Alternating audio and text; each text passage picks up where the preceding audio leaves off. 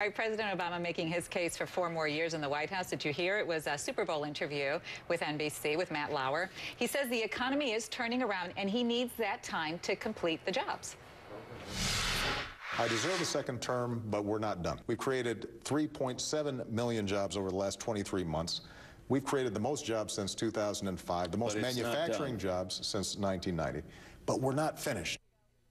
I should have said to complete the jobs agenda. So let's talk to our panel about this. Live from Washington, Democratic strategist Jaime Harrison, CNN political editor Paul Steinhauser, and from Chicago, we have conservative commentator Lenny McAllister. Nice to see you all. All right, Paul, I'm going to start with you. You heard President Obama touting those numbers.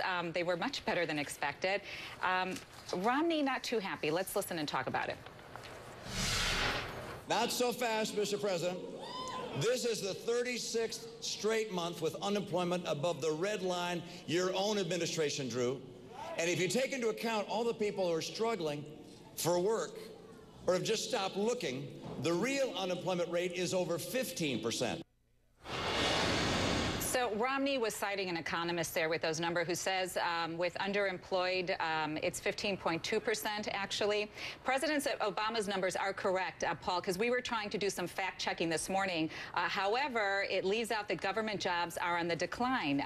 But the unemployment rate is definitely improving, the lowest since February of 2009. And the political headline this morning was 2012 game changer. So it's an improving economy. Is that a problem for Romney? It sure is a problem for Mitt Romney, and here's why. His whole argument has been, since he's been running for the White House over the last year, I can do a better job creating jobs than President Barack Obama. But now the unemployment level is starting to inch down month by month, and that is an issue. That sound you just played from Romney there was from Saturday night. He had another very big victory this time in the Nevada caucuses, 2 in a row, and he's looking, you know, he's starting to become the firm front runner, obviously, in the battle for the Republican nomination.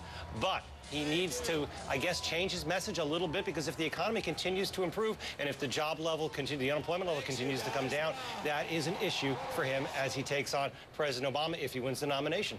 So, Lenny, let's talk about that. Gingrich not doing as well. He's losing a lot of support lately. In fact, look at a few of the races. We have them here. He's been trending downwards. A far cry from his South Carolina surge. And here, on top of that, is a Tea Party supporter from our House Majority Leader, Dick Armey's take on this. I don't think Newt will be able to replicate that magic moment he had in South Carolina. He had a confluence of circumstances that came, and he had just that one masterful moment where he transformed himself from perpetrator to victim, attacked the media. I think he's played that string out.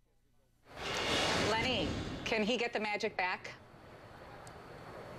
He's going to have to get the magic back by way of debates, and this is something he's done previously. He does not have the money. He doesn't have the money for the ads, therefore. The only way he can close the gap is through the debates. The problem is he fell flat during the 2 debates going up to the Florida primary, and because of that, people are looking at this and saying, Romney's going to gain momentum in these weeks between debates. He's starting to pile up victories. Is there a way for Newt to catch up other than more debates? And with them starting to be a little bit more spaced out over these next couple of weeks, he's going to have a hard time recapturing that momentum. Plus, he's already done this 2 or 3 times. I think people are getting a little exhausted with Newt riding this roller coaster of momentum. They want somebody stable. They really want to start getting behind a candidate sooner than later, and I think this is going to play to a disadvantage for Newt Gingrich and probably will play to Mitt Romney's advantage. Now, we can certainly say that it's all been very exciting, the up and down and all of the debates. So, Jaime, this next month, a lot of races are scheduled, but the pace changes, right?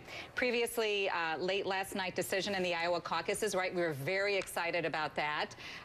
Then a sudden shift in the Iowa results robs Romney of the New Hampshire victory lap. We're watching some of these special moments, CNN After Dark. Then Gingrich's victory in South Carolina also. So it's been debate after debate. It's been a thrilling political theater, right? But now it's a bit of a lull. So what does this month mean politically? How can we get all of that excitement back? Well, you know, right now, Mitt Romney and Newt Gingrich are definitely going at each other. I think just yesterday, Newt Gingrich called Governor Romney timid. And so those definitely are fighting words, if I've ever heard them.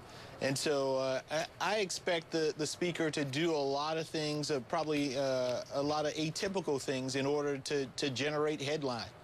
to generate headlines and just to continue to build on momentum. He definitely needs it right now, but his goal is to fight till Super Tuesday when some of the southern states will be up with either a primary or a caucus. All right, Paul, Lenny, Jamie, thanks for joining us this morning. We'll see you again in the next hour. Thank you.